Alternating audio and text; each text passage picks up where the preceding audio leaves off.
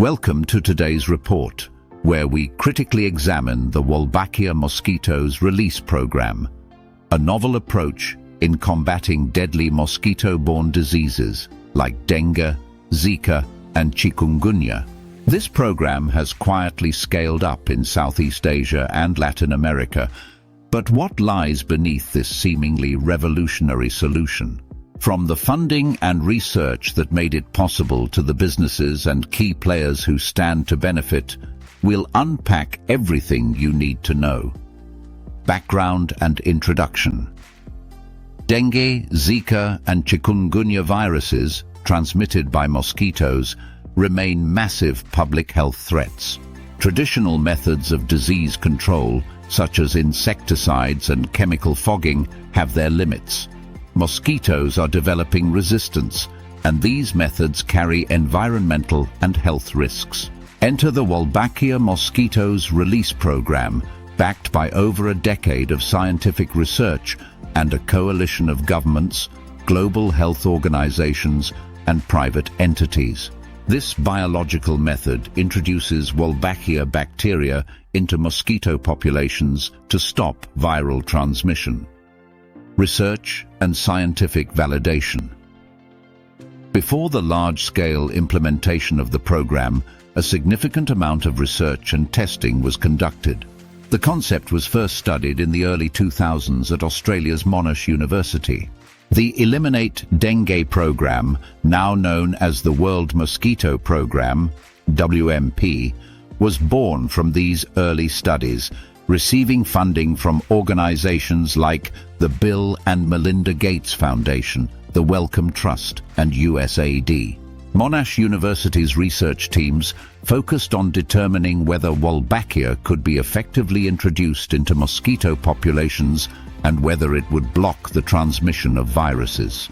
Early trials were conducted in laboratory environments, and once the proof of concept was established, trials were expanded to real-world settings.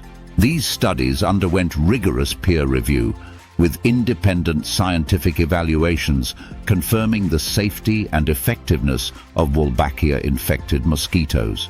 Early field trials in Cairns, Australia, showed promising results, which encouraged the WMP to expand to international locations.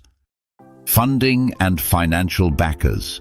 Scaling the Wolbachia program from lab experiments to large-scale international deployments requires significant funding. The Bill and Melinda Gates Foundation remains one of the largest financial supporters of this initiative, providing millions in grants. Gates's commitment to global health has extended into reducing vector-borne diseases, which kill hundreds of thousands each year. In addition to philanthropic funding, public health agencies like USAID and national governments from countries where the program is active have contributed financially. This kind of public-private partnership is crucial for scaling up, as local governments often lack the resources to roll out a program like this on their own.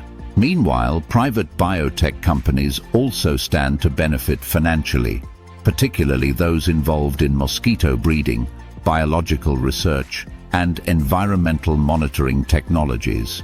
The Commonwealth Scientific and Industrial Research Organisation, CSIRO, in Australia, and Oxitec, a biotech firm that focuses on genetic mosquito control, are among the businesses that see strategic value in the success of the Wolbachia approach, with prospects for licensing and expanding related technologies. Key people and organizations involved. Several prominent figures and organizations are at the center of this innovative project. Professor Scott O'Neill, the leader of the World Mosquito Program, has been at the forefront since its inception. His pioneering work on Wolbachia and its application to public health has gained global recognition, especially after initial successes in Australia. The World Mosquito Program, WMP, headquartered at Monash University, coordinates the releases of Wolbachia-infected mosquitoes and works closely with local governments and health ministries. Organizations like the Wellcome Trust and Clinton Health Access Initiative, CHAI, also play roles in either funding or policy advocacy for the broader deployment of the program. For governments, especially those in Brazil, Indonesia and Vietnam, the stakes are high. These are countries with endemic mosquito-borne diseases that strain healthcare systems and economic productivity. The Indonesian government, for example, has fully integrated the Wolbachia program into their national dengue prevention strategy, partnering with WMP to ensure long-term viability. Business implications and stakeholders. As the program scales, it creates a new business ecosystem around the research, breeding and monitoring of mosquitoes. This includes companies providing logistics for mosquito releases, biotech firms focused on mosquito genetics, and even environmental monitoring businesses. BioAgilytics, a company specializing in biological research and monitoring, has seen increased demand for their services, particularly in tracking the success of the Wolbachia infected mosquito releases. One of the most direct business beneficiaries is Verily Life Sciences, a subsidiary of Alphabet Inc., Google's parent company, which has collaborated with the World Mosquito Program on large-scale automated mosquito breeding.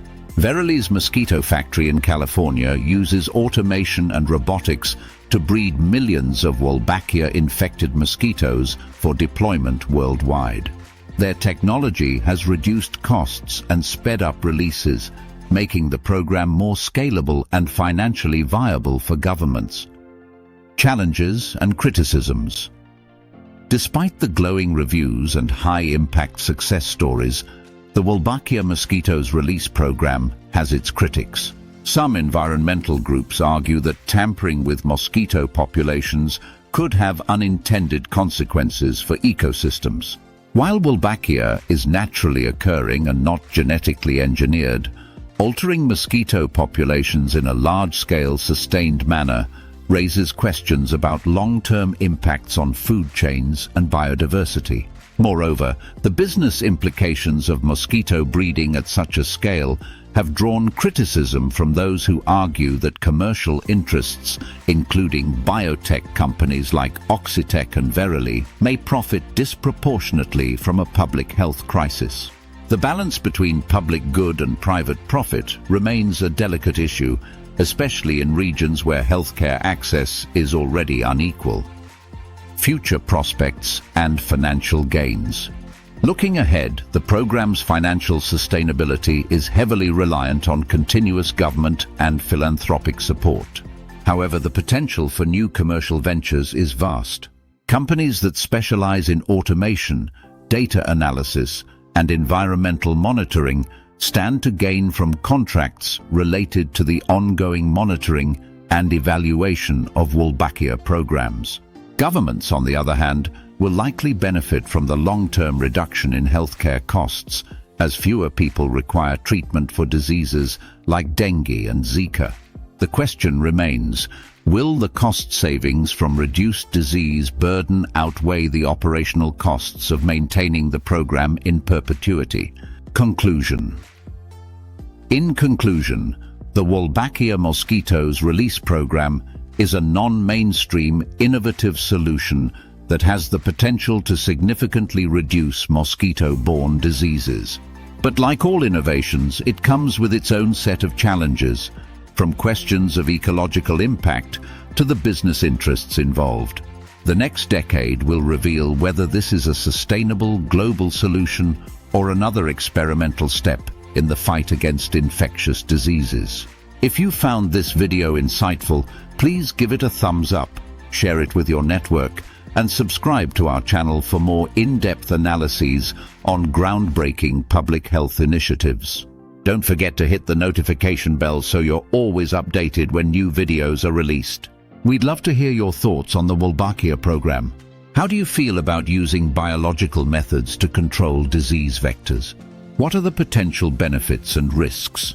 Join the conversation in the comments below, and let's discuss the intersection of business, public health, and ecological responsibility in disease prevention.